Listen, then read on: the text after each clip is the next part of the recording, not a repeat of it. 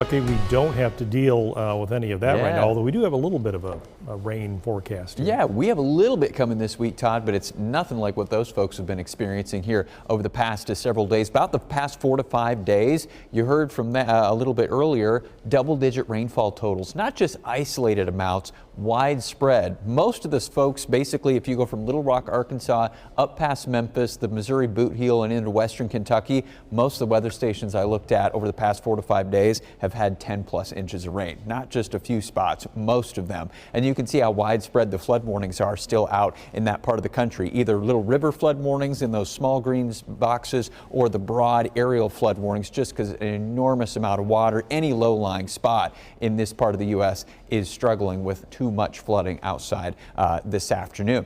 Back here in Iowa, much different, much clearer, much quieter outside here this evening. Take a look down in Lamoni right now, just off the interstate. The windmill there just spinning a little bit here. Not too much of a breeze as we head into the evening hours. And that's going to be the case here for at least the most of tonight. We'll return to the cold winds as we head towards tomorrow on Monday. That's going to be the coldest day of the week. And then by middle of the week is when we have a chance for at least a few scattered showers, but not a lot of rainfall activity. Current situation has a cold front to our north. That's what brings the wind as we head towards tomorrow. Currently up in Minnesota, it's going to come our direction. There's already a little bit of a stronger breeze up in northern Iowa's. High pressure to our southwest is going to basically move away here as we go through the rest of tonight. So that front zooms southward, crosses into northern Iowa probably after midnight, gets out of here as soon as probably sunrise to the south. But behind it, the air is chillier and the winds are stronger. Temperatures will be in the 40s tomorrow afternoon, but they'll probably feel a lot colder than that. Wind gusts probably around 25, maybe 30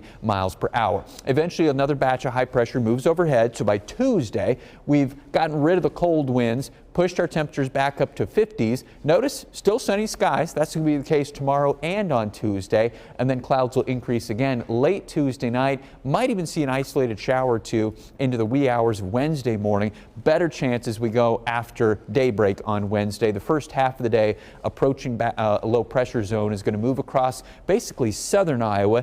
Best chance of showers is probably going to be the first half of your Wednesday. I think we'll see maybe even some sunshine, certainly drier air back as we head towards Wednesday afternoon. Temperatures will also start to nudge upwards here as well into the 60s. Before we get to that, though, we got to chill down here. Wake up to wind chills tomorrow morning. Teens up in northern Iowa, at least Highway 20 northward, maybe a little bit farther south than that.